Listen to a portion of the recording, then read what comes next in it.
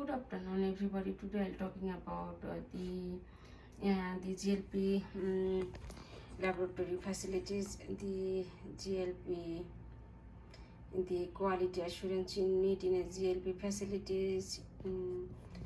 This is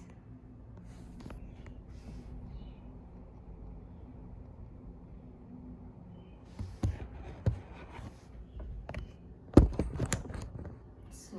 Let's talk about the quality assurance unit in the GLP, the facilities.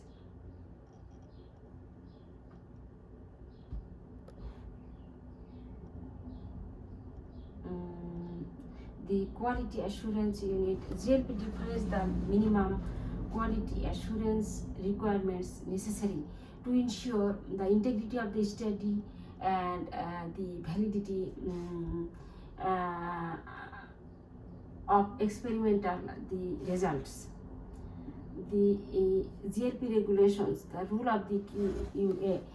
QUA mandated the rule is that of an independent witness to the whole preclinical research process and its organization. In particular, QA assures the management that studies are performed within compliance with the GLP, and QA must review all the phases of the non-clinical the studies, the protocol of the study plan.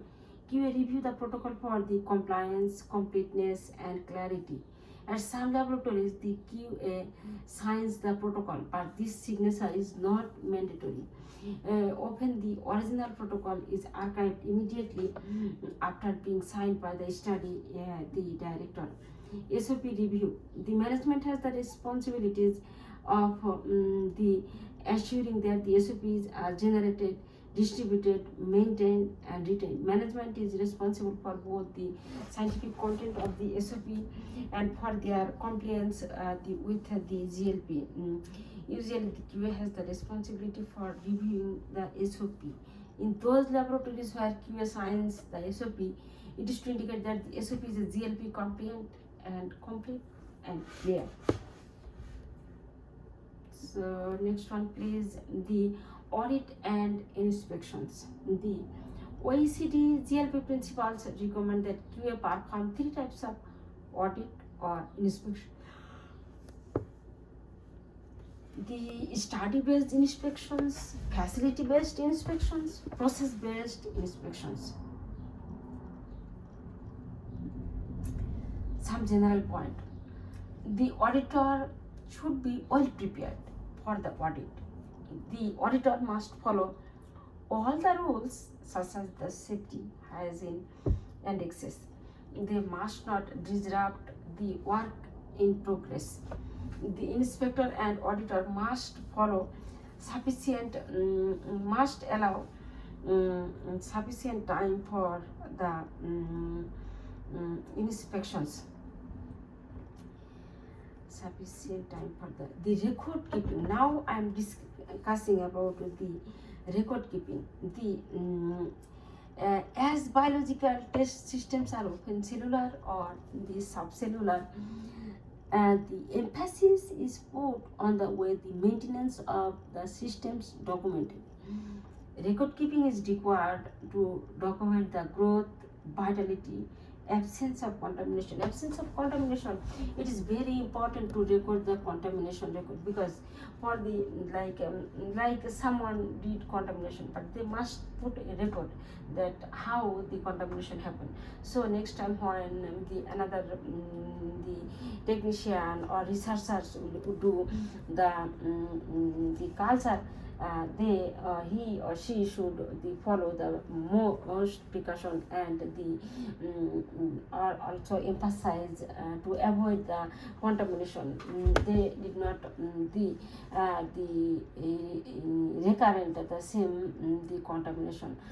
So the contamination record, if any contamination happened, that must be recorded, how the contamination happened, when the contamination happened, and it must contain a history, who is played when, the media, which type of strain, everything, everything. So it is important that the origin, the service train and maintenance of the test systems be identified and record in vitro the studies.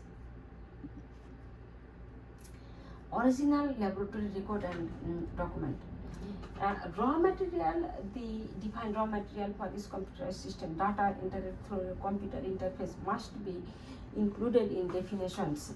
The provisions for audit trials. So all the data changes without obliterating the first data identify person making change by date or time. The given the reason for the change.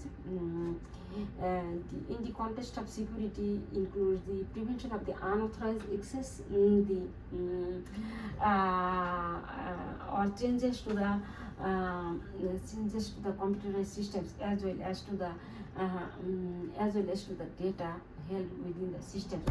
Documented security procedures should be in place for the protection of hardware, the software, data from unauthorized the modification. The documented security should be in place for the protection of the physical security measures cover, for example, restricting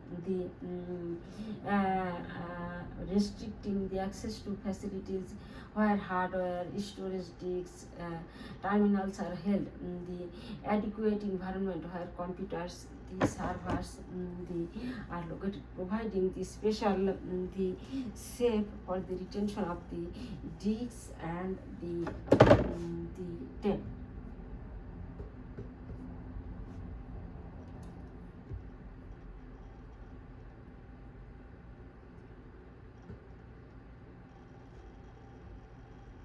Sample shipping. The select appropriate sample storage container, tube, bottle, the bags.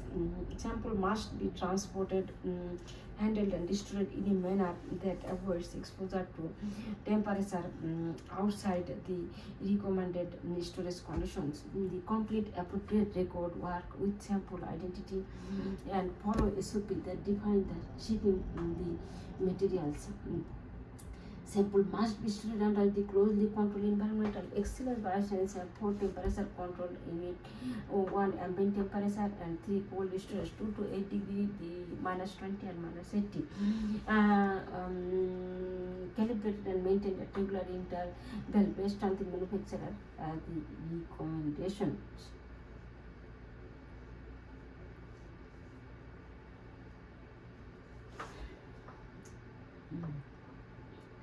The Federal Code of the FDA Code of Federal Regulation, the 21 CFR Part 58 as the subpart is Section 83, states the all reagent and solution in the laboratory area shall be labeled to indicate identity, title, or concentration, list of storage requirement, list of expiration, the date.